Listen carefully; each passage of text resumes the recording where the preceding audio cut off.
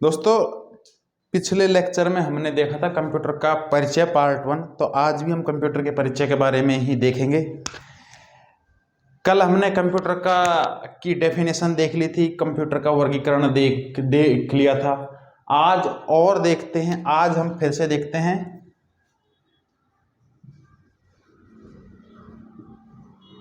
Computer का वर्गीकरण। कौन से आधार पर देखेंगे? ये डेवलपमेंट के आधार पर देखेंगे, विकास के आधार पर देखेंगे। तो कंप्यूटर है ना, उसको 5 श्रेणियों में बांटेंगे हम। 2 हो गई, ये हो गई, 3 हो गई, ये 4 हो गई और ये 5वीं श्रेणी हो गई। पहली श्रेणी है, उसको प्रथम पीढ़ी का कंप्यूटर बोलते हैं। क्या बोलते हैं? प्रथम पीढ़ी का। दूसरे को अंग्रेजी में द्वितीय पीढ़ी का बोलते हैं। ठीक है, ये है तृतीय पीढ़ी का।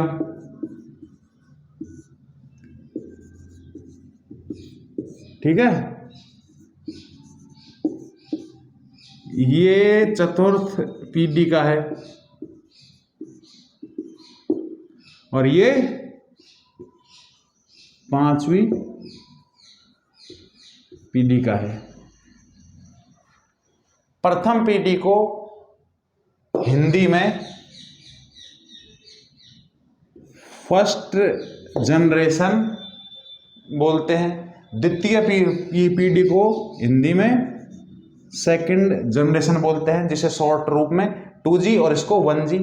थर्ड जनरेशन को हिंदी में थर्ड जनरेशन बोलते हैं, जिसे शॉर्ट में 3G लिखते हैं।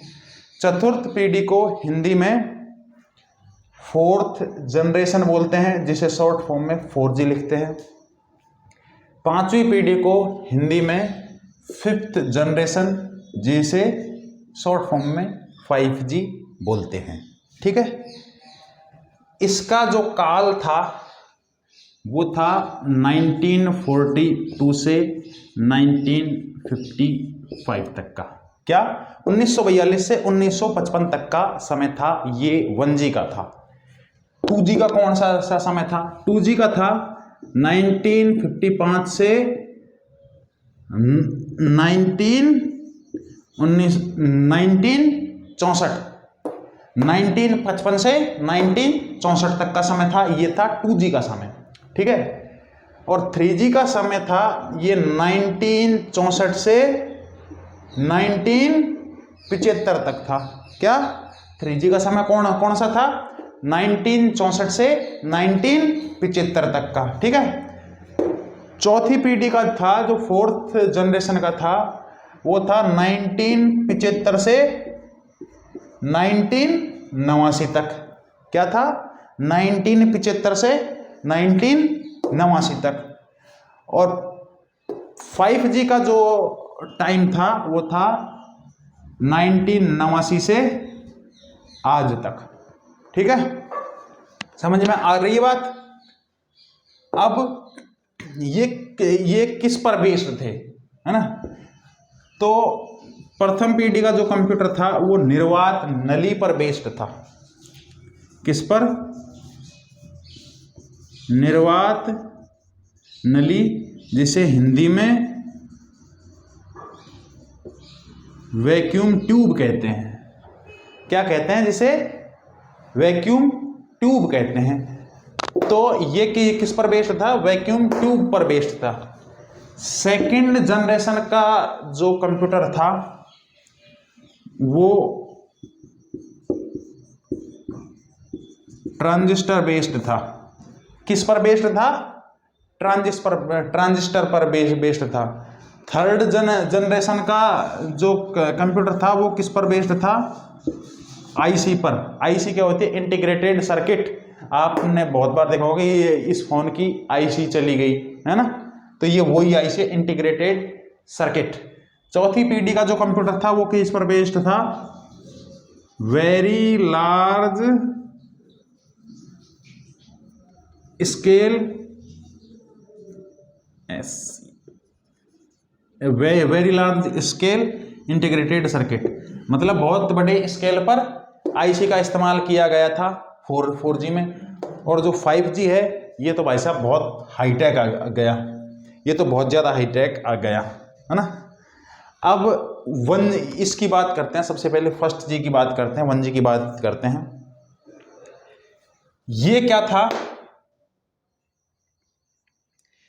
ये एक्चुअल में साइज में इतना बड़ा था कि लगभग 100 फीट ऊंचा हुआ करता था।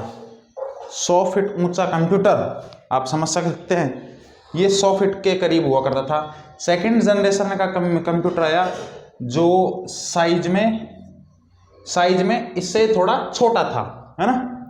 और तीसरी जनरेशन का जो आया वो और भी छोटा था, है ना। और फोर्थ जनरेशन का तो बिल्कुल छोटा हो गया, टेबल पर रखने लायक हो गया, है ना। और पांचवी वाला तो पांचवी पीढ़ी का कंप्यूटर तो आज आपके हाथ में भी आ गया है, ठीक है। और दूसरी बात, प्रथम पीढ़ी का जो कंप्यूटर था वो बहुत ज़्यादा महंगा हुआ करता था, क्योंकि जो 100 फीट ऊंचा होगा तो उसके लिए तो फिर बहुत ज़्यादा सामान की आवश्यकता पड़ेगी ना, तो ये बहुत महंगा था। ये उससे कम, ये उससे थोड़ा सस्ता होगा, ये इससे सस्ता होगा, ये इससे सस्ता होगा, और ये तो बिल्कुल सस्ता हो गया है, ठीक है।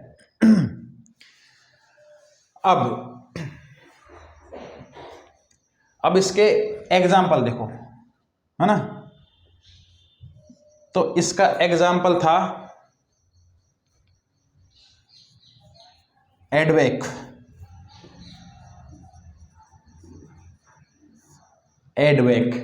इसका एक फेमस एग्जाम्पल है इस कंप्यूटर का, ठीक है।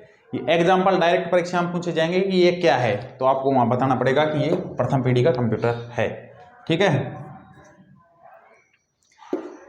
इसमें कौन सा आएगा, इसमें आ जाएगी IBM, आ जाएगा IBM 1600, और दूसरा एग्जांपल आएगा CDC 3600। कौन सा, IBM 1600 और CDC 3600। और थर्ड जनरेशन का यदि हम एग्जांपल देखें तो वो कौन सा हो जाएगा, IBM 360। थर्ड जनरेशन में कौन सा आ जाएगा, IBM 360, इसका एक एग्जाम्पल हो जाएगा। फोर्थ जनरेशन का जो हम एग्जाम्पल देखेंगे, फोर्थ जनरेशन का एग्जाम्पल कौन सा हो जाएगा, इंटेल 8008, ठीक है। और एक हो जाएगा आपके वैक्स, और इसका एक दूसरा एग्जाम्पल है थर्ड जनरेशन का बेक्स 750। ये किसी एग्जाम में पूछा गया है, बेक्स 750 क्या है, तो वहां पर ऑप्शन में ये था थर्ड जनरेशन का कंप्यूटर।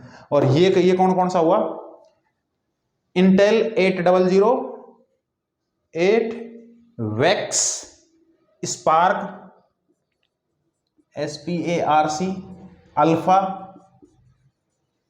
है ना। ये इसके एग्जाम्पल हैं।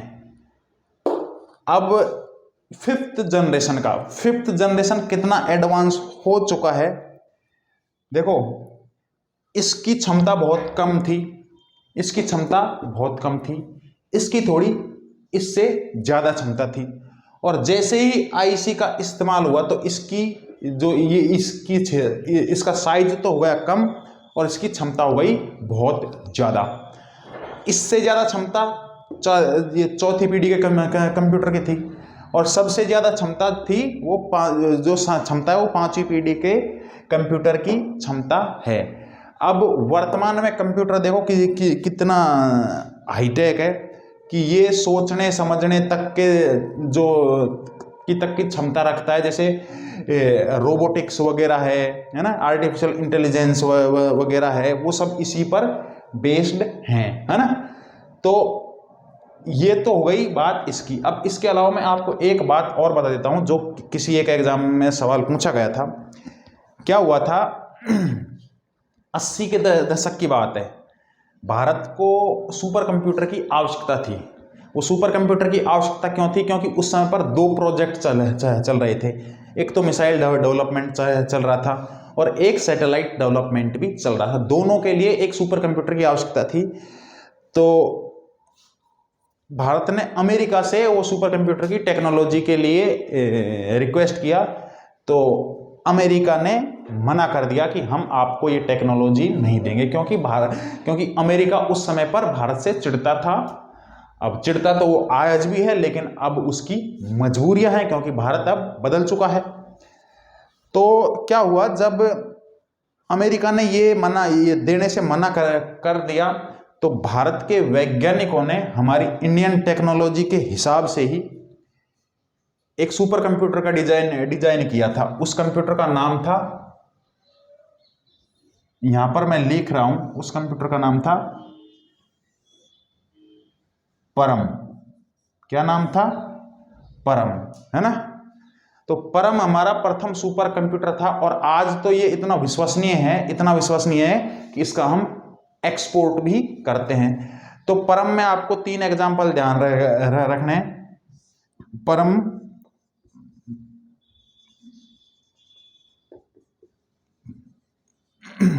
10,000, परम 10,000 और एक था परम अनंत, ठीक है, और एक था परम पदम। तो ये आप एग्जाम्पल जरूर ध्यान रखना। ये भारत के सुपर कंप्यूटर हैं। क्या हैं? भारत के सुपर कंप्यूटर हैं। वो कौन कौन से हैं? परम 10,000, परम अनंत, परम पदम। ठीक है, समझ में आई बात? इसको एक बार फिर से देख लो। कंप्यूटर की जनरेशन प्रथम पीढ़ी, द्वितीय पीढ़ी, तृतीय पीढ़ी, चतुर्थ पीढ़ी, पंचम पीढ़ी। प्रथम पीढ़ी की पीढ़ी जिसको 1GB बोलते हैं, ये 1942 से 1955 तक था। निर्वात नली पर बेस्ड था। एडवेक इसका एग्जाम्पल है और इसकी क्षमता बहुत कम थी और इसका साइज बहुत ज्यादा बड़ा था। द्वितीय पीढ़ी को 2GB बोलते हैं। ये 1955 से 1964 तक इसका ये कार्यकाल था और ये ट्रांजिस्टर पर बेस्ड होता है और इस साइज में 1G से थोड़ा सा छोटा होता है और इसकी तुलना में सस्ता भी था। और इसके एग्जाम्पल IBM 1600 और CDC 3600। तृतीय पीढ़ी का जो कंप्यूटर था ये इसका काल था 1964 से 1975। ये IC पर बेस्ड था। इसका एग्जाम्पल है IBM 360 एंड BEX 750। और जो चतुर्थ पीढ़ी का जो कंप्यूटर था 4G पीढ़ी का, इसका कार्यकाल था 1975 से 1989 और इसमें IC को बड़े स्केल पर इस्तेमाल किया गया था। इसके एग्जाम्पल है इंटेल 8008, वेक्स, स्पार्क और अल्फा। 5वीं पीढ़ी है वो 1989 से और वर्तमान तक चल रही है और ये बहुत हाईटेक है। ठीक है, और दूसरा ये भारत के सुपर कंप्यूटर परम सीरीज में परम 10,000, परम अनंत, परम पदम। ठीक, अब चलते हैं आगे।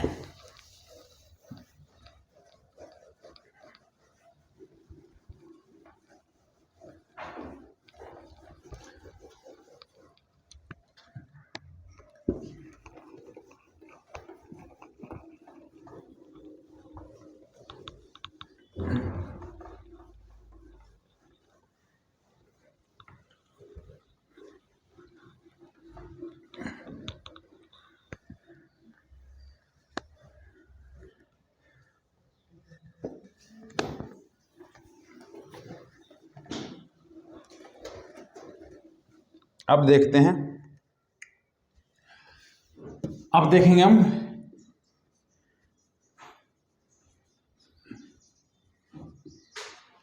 इनपुट डिवाइस, है ना।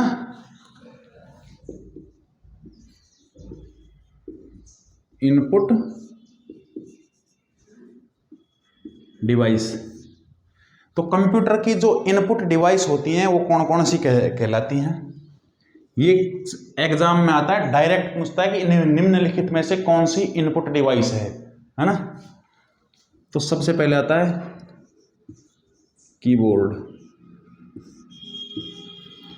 दूसरा आता है, क्या आता है, माउस। तीसरा आता है स्कैनर। चौथा आता है जॉयस्टिक। पांचवा आता है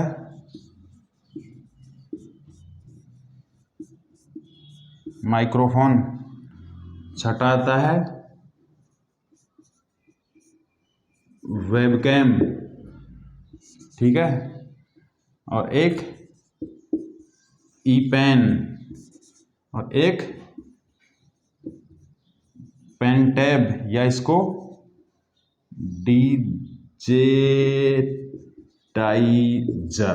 डिजिटाइजर भी बोलते हैं। समझ में आ रही बात। इनपुट डिवाइसेज कौन कौन सी है? कीबोर्ड क्या होता है? कीबोर्ड एक इतना बड़ा इस साइज का बोर्ड होता है ना, उसमें बहुत सारे बटन होते हैं। इसमें जो बटनों की संख्या होती है वो लगभग 102 से 108 के बीच में होती है, जिसमें अल्फ़ाबेट्स होते हैं, न्यूमेरिक बटन होते हैं, और फंक्शंस के बटन होते हैं, डिलीट का ऑप्शन होता है, एंटर का ऑप्शन होता है, स्पेस बार वगैरह होता है। तो ये कीबोर्ड इनपुट डिवाइस का एग्जाम्पल है। दूसरा होता है माउस। माउस क्या है? माउस में 3 बटन होते हैं, और ये चूहे के आकार का होता है, इसलिए इसको माउस बोलते हैं। अब माउस में 3 बटन होते हैं, लेफ्ट क्लिक, राइट क्लिक, और एक बीच में। अब क्या होता है, जब आप लेफ्ट क्लिक एक बार यदि करते हो तो वो फाइल सेलेक्ट हो जाती है, और 2 बार क्लिक करते हो तो वो फाइल ओपन हो जाती है, और यदि आप राइट क्लिक करते हो तो मेन्यू बार खुलता है, ठीक है। और जो बीच में उसका व्हील होता है वो स्क्रॉल करने के काम में आता है, ऊपर नीचे करने के काम में आता है। स्कैनर के जरिए हम क्या करते हैं, जैसे कोई भी हार्ड कॉपी होती है, हार्ड कॉपी को सॉफ्ट कॉपी में बदल करके हम कंप्यूटर में भेजते हैं। जॉयस्टिक क्या होती है? जॉयस्टिक एक्चुअल में वीडियो गेम्स वगैरह खेलने के लिए काम में आती है, तो उसमें माउस और कीबोर्ड के स्थान पर जॉयस्टिक का इस्तेमाल किया जाता है। तो जॉय का मतलब ये एंजॉय से जॉय लिया गया है, जॉय, और स्टिक मतलब छड़ी। तो जॉयस्टिक वो काम करती है। इससे क्या होता है, जैसे वीडियो गेम्स वगैरह में फायरिंग वगैरह करनी होती है तो वो काम इससे किया जाता है, ठीक है। दूसरा माइक्रोफोन क्या होता है? माइक्रोफोन के जरिए हम क्या करते हैं, ध्वनि को विद्युतीय तरंगों में बदल करके कंप्यूटर में भेजते हैं, तो ये माइक्रोफोन इस काम आता है।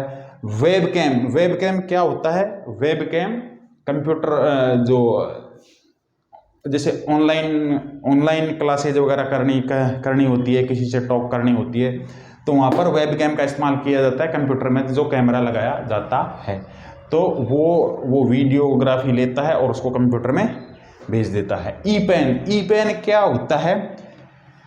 जैसे बहुत सारे जैसे क्या है, आजकल स्मार्ट लैपटॉप आ रहे हैं, वो टच स्क्रीन भी होते हैं, और वो उसमें बटन भी होते हैं। तो ई पेन उसी तरीके का की एक डिवाइस है जिससे डिजिटल बोर्ड वगैरह पर लिखा जाता है। तो आप जैसे कोई टच स्क्रीन है तो वहाँ पर तो आप उंगली से करते हो, है ना, और ऐसे जो डिजिटल बोर्ड होता है वहाँ पर आप ई पेन का इस्तेमाल करते हैं। अब क्या होता है पेन टैब डिजिटाइजर, ये क्या होता है? जैसे कोई मैप वगैरह बनाना है, ग्राफिक्स डिजाइनिंग वगैरह करना है, तो वहाँ पर ई पेन से ही पेन टैब पर लिखा जाता है, तो जो हम लिखते हैं वो कंप्यूटर में मैसेज चला जाता है। अब ये तो हो गई इनपुट डिवाइस, कौन कौन सी हो गई? Keyboard, mouse, scanner, joystick, microphone, webcam, E pen, pen tab. अब देखो ये इनपुट डिवाइस होती है ना, वो काम कौन कौन से करती है? इनपुट डिवाइस 2 काम करती है। पहला काम, जो आपने कमांड दिया है, जो आपने उसको निर्देश दिया है, उस निर्देश को वो कंप्यूटर तक पहुंचाती है। कहाँ तक पहुंचाती है? कंप्यूटर तक पहुंचाती है। जो आपने कमांड दिया है उसको वो कंप्यूटर तक पहुंचाती है। जैसे कीबोर्ड में आपने कोई बटन दबाया तो वो जो कमांड है उसको कंप्यूटर तक पहुंचाएगी, है ना। दूसरा काम करती क्या है, जिस लैंग्वेज में आपने दिया है वो उस लैंग्वेज को आदमी समझता है, उस लैंग्वेज को आदमी समझता है। तो ह्यूमन लैंग्वेज को अब समझाना किसको है? कंप्यूटर को समझाना है। तो कंप्यूटर के समझने लायक उसको बना देती है, तो उसको बोलते हैं मशीन लैंग्वेज, है ना, मशीन लैंग्वेज। तो ह्यूमन लैंग्वेज को ये मशीन लैंग्वेज में परिवर्तित करती है। ये इनपुट डिवाइसेस का काम होता है। कौन कौन सा? कि ये दिशा निर्देशों को कंप्यूटर तक पहुंचाती है। दूसरा, ये ह्यूमन लैंग्वेज, जिस लैंग्वेज में हम दिशा निर्देश देते हैं उसको ये मशीन लर्निंग या फिर इसको मशीन लैंग्वेज में, मशीन की भाषा में कन्वर्ट कर देती है।